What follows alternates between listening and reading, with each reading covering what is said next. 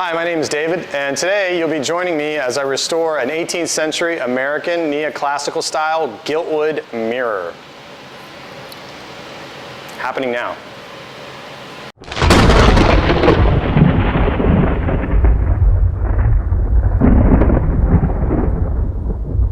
Hi, so once again, welcome to the channel. My name is David. I'm a professional restorer of period antiques and artwork inside Washington, D.C., and I've been doing so since 1995. So if this is your first stop in the channel, welcome. I'm glad you're here. Do me a favor, make sure you subscribe to the channel. That way you'll not miss a beat, and you're going to really help me out, so I appreciate that. Today I want to go over a NeoClassical mirror that got damaged. I was in France at the beginning of the month, and while I was gone, this particular mirror came off the wall in one of my showrooms out here in the front, and it fell into another piece of furniture and it shattered. Fortunately, the glass itself to the mirror, which is the original glass, was undamaged, and it was just the top. So fortunately for me, the top had already been repaired once previously. I inspected it when I picked it up at auction in the first place. So this top had already had some damage. So now it has been damaged worse, but fortunately I'm a restorer and I know how to get these things back to original conditions. So let me walk you through the process. I'll show you the damages, and then let's have a peek at how we're going to go about restoring this. So without further ado, let's have a peek here and see how bad the damage actually is. It's not pretty, I promise you. Okay, so as you can see here, the top of this was broken into several pieces, and it wasn't pretty. I'll admit, it's pretty bad damage. But fortunately, the main part here is mostly intact, as you can see here. Well, that's good. So we're working with basically one large piece. I can see it's a little dislodged here in the back. But as with most 18th century furniture, there's always been some type of repair, especially as something this delicate. And when I picked this up at auction, I recognized that there was a few items that had been broken before. For instance, some of the ribbon up here in the top had been broken and repaired once previously, and there was some of this scroll work that had been damaged as well. But in any event, so as you can see, we have all of the parts. There was really no missing parts since it fell right in place, and I was able to collect all the bits and pieces from the floor when I came in to find the damage had occurred. So the things that we need to consider when we're repairing this, and really the largest issue that we have to consider is the glue. What type of glue are you going to use? So I recognize with antiques, a lot of people are going to opt to use either a hide glue or a standard wood glue like this, a yellow glue this is from Type Bond. And this is a pretty good glue. The problem with using a hide glue or a glue like this, maybe you could use hide glue, you can get away with it, is that they don't bond that well without clamp pressure. And a lot of these pieces are broken in a way that it's going to be impossible to put a clamp on them. You're literally going to have to hold them while they dry. And that's the issue with this type of glue, is it takes too long to set. And again, it in most cases needs some type of clamp pressure to really get a good tight a glue joint. So this one is really, I would normally use this if the joints had just come apart or something of that nature, but since we're dealing with breaks where pieces of wood are actually split from each other, like in the case of here to here, this was never a joint, this was one piece of wood, it was never supposed to have been split apart. I'm just gonna not opt to use hide glues. So then the next glue that might be used, or you might consider using, would be, say, a CA glue or an instant glue or something like this. So where you have basically a glue and then an activator. So the way these instant glues work is you put this on the portion, then you spray the activator on it, and it's going to instantly make it set. The problem with that is these glues aren't very strong, they're not very stable, they're really more for very small pieces, and also it can make a bit of a mess. It runs out quite a bit, and when you spray this, it tends to expand and it can create a mess. So for delicate work like this, if this was maybe one small piece, I would maybe go this route, but since we got multiple pieces here, this isn't a very good glue to use. So then that leaves us basically with epoxy resin. And I know what a lot of people are thinking. I'm friends with a lot of restorers throughout the world via my Instagram account, and I talk to a lot of these guys, and I know generally speaking using epoxies on antiques is generally frowned upon, and I wouldn't disagree with that. I think in the instance where pieces are delaminating or coming apart at the joints, I would definitely not want to use epoxy for those. But in a case like this where you have multiple little pieces that are broken, sometimes in weird spots and things of that nature, epoxy is really going to be the perfect glue. You don't need much of it. It will set and be very secure and stable within a matter of about 5 minutes at the most. It's very easy to clean it up, and like I said, it's just a really stable glue. And it's great for restoration work. So we're going to do that. And now that we're looking at this, we basically need to get a game plan on how we're going to put this back together. The way that I'm going to go about this is I'm going to piece together all the large parts first. So I'm going to start gluing together all the large portions. Well, actually, let me back up. The first thing you really ought to do is that you ought to lay all the pieces out and make sure you know where everything goes. It's not a good idea to start gluing things back together until you know exactly where everything pieces back together. Now, of course, I've already laid this out once when I did this to see how it all goes back together, and I generally know how it's going to go back together. So it kind of goes like this. But like I said, I've already laid this out once. I think this goes in here. I should probably do it again to make sure that I get it right. And I have photographs of this, obviously, since it's an item that I've already had in my showroom, and it's currently on my First Dibs page for sale. So let me lay it out one more time, make sure we get everything where it's supposed to be, and then we'll start mixing up epoxies, and we'll start to put these together 1 to 2 pieces at a time. Total involved time on a project like this shouldn't take any more than 2.5 hours at the very most to glue all these pieces up, and then once that's done, we're going to have to touch up the gesso and the gold leafing in some places here.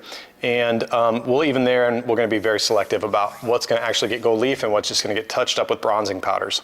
So let's have a peek and see how this goes back together. Okay, so now I'm laying out the mirror. The first thing we want to do is we want to lay it out and make sure that we get everything pieced back together.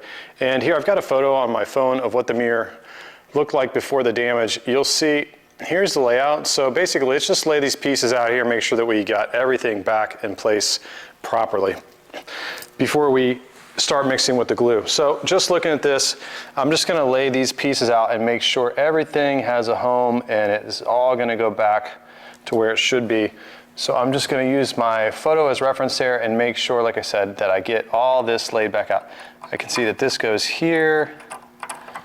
Let's see here. All right, and as you can see here, I've got all the pieces laid out. Essentially, we have everything that was here before.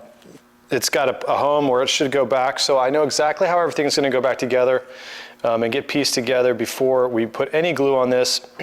So what we're going to start to do is slowly build this from the sides all the way up moving forward. So I'm going to start to attach it. I was initially thinking to attach it from the top down, but I think at this point what I want to do is start to repair all these parts of the frame, and then we'll just build it moving upward.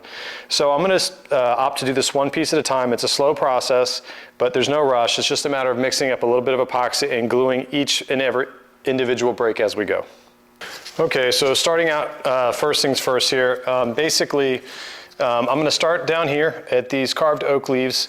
Essentially this piece here is splintered out from inside this piece, and it kind of fits in there reasonably nicely, and then there's a small nail on the back here that this is pressed against. So that's going to get us back into where that should be, and this is displaced here a bit. So let me go ahead and mix up some glue, and I'm going to see if this will wiggle out a little bit. If not, I'll just glue that there, and then I'm going to piece a bit of glue in here.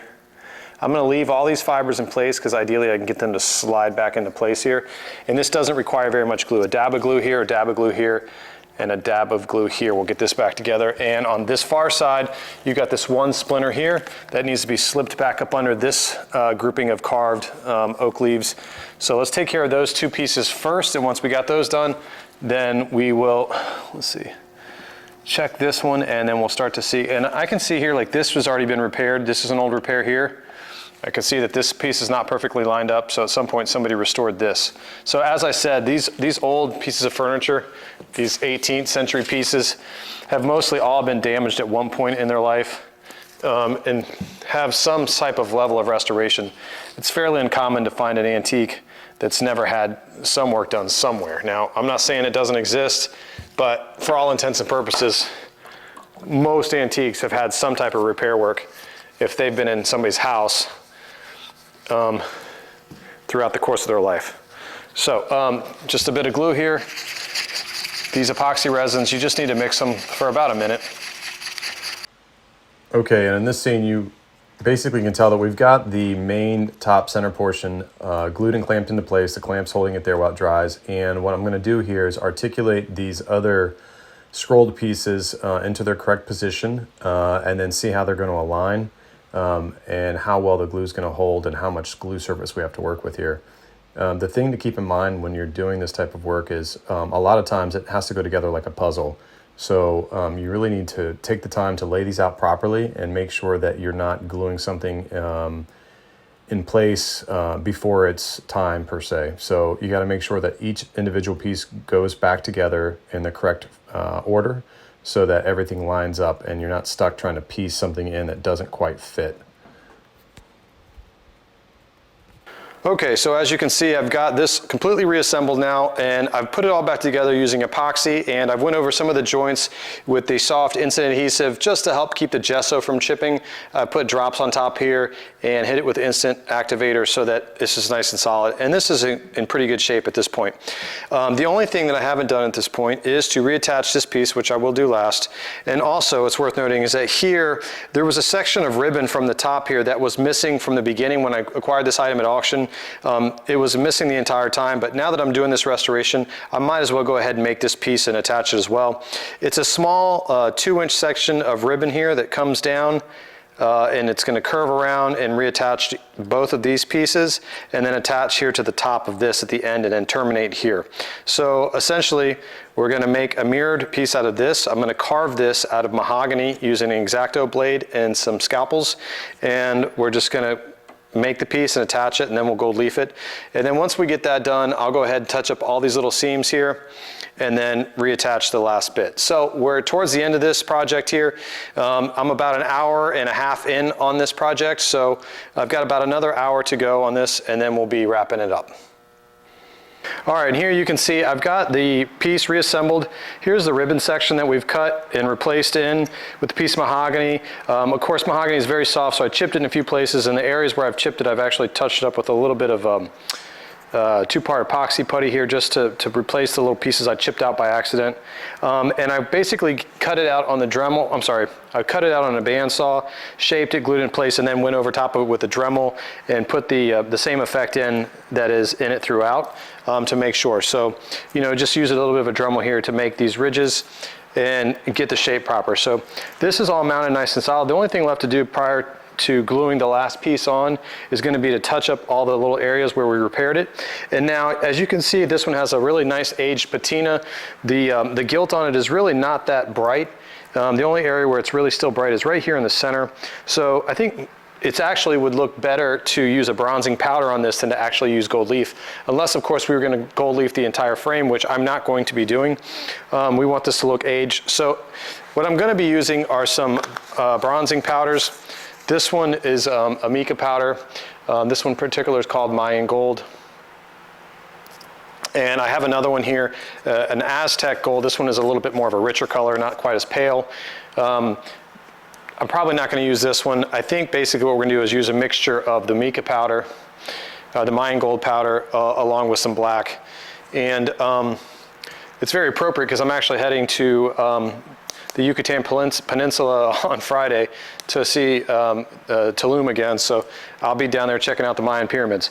But in any event, so now I'm going to go ahead and just touch these areas up, and then after that's done, basically this restoration is done, short of just reattaching this last piece here, but since this one is so delicate, I didn't want to attach it till everything else is completed. I'm going to start just here by going over these spots where I've done the repair without getting into painting this whole thing, and we'll just see what it looks like. Actually, I see a little piece here I don't want there that's in the way. This looks like a bit of glue that's there that shouldn't be there. Okay, so again, I'm just going to continue to walk through here and just put a little bit of bronzing powder on the areas that we've repaired. I don't want to go overboard with this. There's no need to paint the whole thing. We're just touching up these repaired areas. And generally speaking, since this piece is so aged and did have some previous repair, this is going to blend right in. You really won't even tell once this is done. And I've already taken the liberty to flip the item over, and I've touched up the back and smoothed out the back as well. It's good not to have the back show the repair as well. It's nice to basically make the repair completely invisible from all angles, including the back. And the idea is really not to fool anybody or trick anybody. The idea is to do a good job. You just want to have, you know, good work. You want to do a thorough job, make sure that it looks complete, repaired properly. Of course, to the trained eye, a good appraiser or another restorer will definitely be able to spot the work. So again, it's not about being deceptive and trying to fool anybody. It's really just about doing thorough work with your touch-up. So, and if this is a little dull in some spots, I can just go a little heavier with this bronzing powder and use a little less black. And most of the loose gesso that got disturbed when this item came off the wall, I've repaired it with this, this is not supposed to be there, what is that? I repaired it when I did the, hold on here, let me get this cleaned up. I repaired it when I did the, can't talk here, the instant glue over the top. The instant glue over the top will seep down to the cracks of the gesso and it'll tighten it back down. So we've done that. So I think that's basically it there. The only thing I don't like the look of is this ribboning here. It looks a little dull, so I'm going to add. And of course that's because it's never been sealed. So on this one I am going to add a little bit of this other color. And this is going to be subtle, you're not going to see much of this, but I'm going to add a few highlights just. And I'm just checking all the areas here. I want to make sure that I get good coverage. I don't want to turn it around later and find out I missed a little spot or something. I want to try to make sure that we catch everything. So I'm just walking around it to double check all these little areas where I did repairs and make sure that they look good. We're going to catch any chips or weird spots. And this is actually good that this fell off the wall because it gave me the opportunity to carve this piece. Now I had never intended to actually make this missing section here. But since it got damaged, it just presented itself a really good opportunity to go ahead and make that part and make this mirror that much better of a mirror. Now of course, now that I've repaired it, I'm going to have to go on to my online listings and update that it has been repaired and take new pictures showing that it's in much better condition than it was when I first listed it. So the last thing to do here now is to attach this piece. So let's go ahead and do that and then we'll stand it up and have a peek. So as you can see behind me, the mirror is back on the showroom wall. The restoration is completed. I think this one turned out really well. The one thing to keep in mind with a restoration like this is to make sure that you're using the proper adhesives. You take your time, you don't rush the process whatsoever, and just be very thorough and meticulous. There's really no reason to rush these types of things. Also, one of the reasons that I was happy that I took on this restoration was that this item had the piece of ribbon that was missing from the top right-hand side completely. And had this item never come off the wall and broke, I probably would have never taken the time to actually carve that missing piece and do a more thorough restoration. So what seemed like a failure at the time actually turned into a really good opportunity to do, like I said, a more in-depth restoration and turn it into a video for you guys. So that being said, I hope you enjoyed this video, and if you did, do me a favor and make sure that you subscribe to the channel, and also don't forget to ring the notification bell. That way you'll get an update anytime I post a new video. So I'll see you guys next time.